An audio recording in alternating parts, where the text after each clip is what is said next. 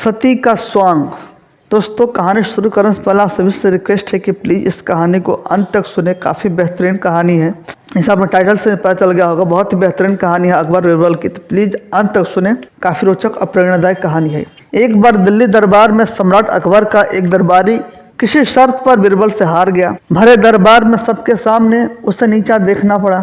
इस बात पर वह मन ही मन बहुत लज्जित हुआ और उसने अपने को बहुत अपमानित महसूस किया। उसने सोच लिया कि समय आने पर वह बीरबल से अपने अपमान का बदला अवश्य लेगा। कुछ दिनों के बाद यात्रा का बहाना कर उसने बादशाह से छुट्टी ली और अपना नाम पता बदलकर बहुरूपिये के करतब सीखने लगा।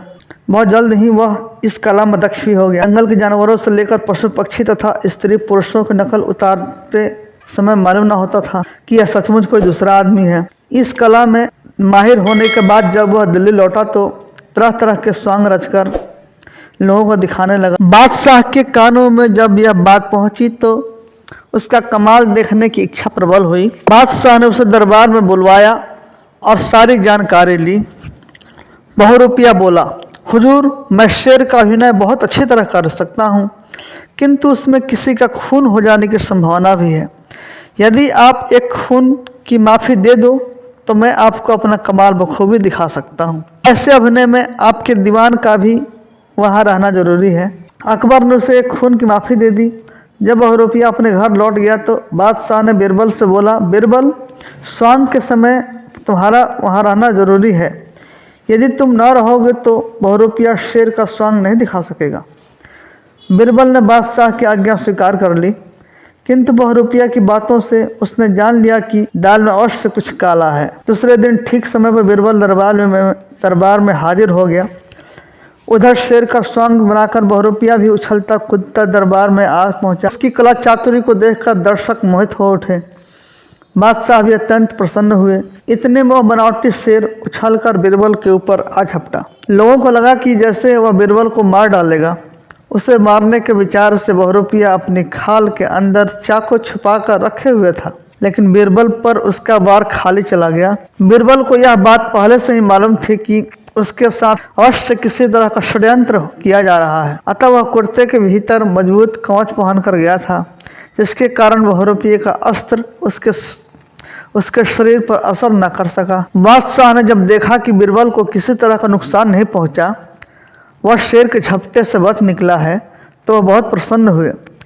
बात को छिपाने के अभिप्राय से बीरबल ने भी बहुरूपिये की बहुत प्रशंसा की। बादशाह ने बीरबल से पूछा, बीरबल, बहुरूपिये ने कमाल दिखाया है, अब इसे क्या इनाम दिया जाना चाहिए? बीरबल बोला, हुजूर, यदि आप प्रसन्न है तो इसे 1 साल के लिए दीवान के पद पर नियुक्त किया जाना चाहिए। इससे अच्छा और क्या हो सकता है? यह सुनकर बहुरूपिये का रोम रोम खुशी से नाच उठा। बादशाह ने बीरबल की बात मान ली, किंतु बीरबल ने एक शर्त रखी, यदि बहुरूपिया सती का स्वांग करके दिखाए तभी उसे दीवान बनाया जाए। फंस गया फेर में। बादशाह ने बहुरूपिये को आदेश दिया कि बीरबल की इच्छा के अनुसार तुम्हें सती का स्वांग अवश्य दिखाना चाहिए, और यदि उसमें तुम चूक गए तो दीवान बनाने की जगह प्राण दंड दिया जाए। बहुरूपिये को राजा की आज्ञा माननी पड़ी। दूसरे दिन सती का रूप धारण कर वह दरबार में हाजिर हुआ। बीरबल ने उसकी दवा दारू का इंतजाम पहले से ही कर रखा था। पत्थर के कोयले का एक बड़ा कुंड पहले से ही धधक रहा था। देखते ही बहुरूपिये के होश ठिकाने आ गए। उसने समझ लिया कि बीरबल ने बदला लेने के लिए यह खुरापात खड़े की है और अब इससे बचकर निकलना मुश्किल ही नहीं, असंभव भी है। बिना अग्नि प्रवेश के यह स्वांग नहीं दिखाया जा सकता, और जहाँ कुंड में गिरा वहीं प्राणों के निकलते ही देर न लगेगी। यह देखकर उसका मन डमाडोल हो गया। मन में आया, बादशाह से सारा भेद प्रकट कर दें, लेकिन बादशाह फिर भी उसे क्षमा न करेगा। गई भैंसिया पानी में, सोचकर वह न चाहते हुए भी कुंड की ओर बढ़ा और अग्नि प्रवेश करते ही उसका शरीर आग से झुलस गया। जब बीरबल ने बहुरूपिये की यह दुर्दशा देखी तो उसका कोमल हृदय पिघल गया। उन्होंने फौरन सेवकों को आज्ञा देकर उसे कुंड से बाहर निकलवाया और उपचार करने के लिए भिजवाया।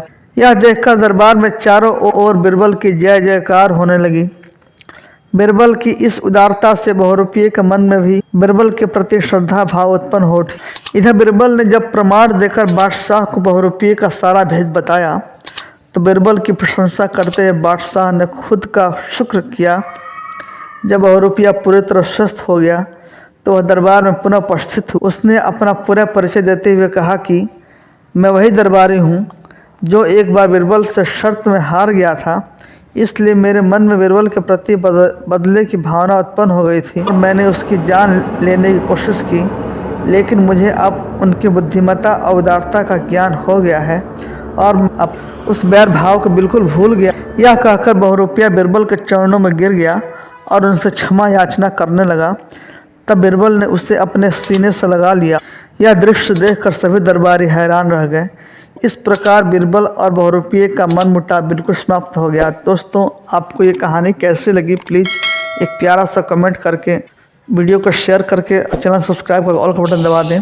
दोस्तों, इस कहानी की सीख यही है कि ऐसी बुद्धिमत्ता उदार भावना रखने से आपके बारे में बुरा सोचने वाले भी आपके मित्र बन जाते हैं।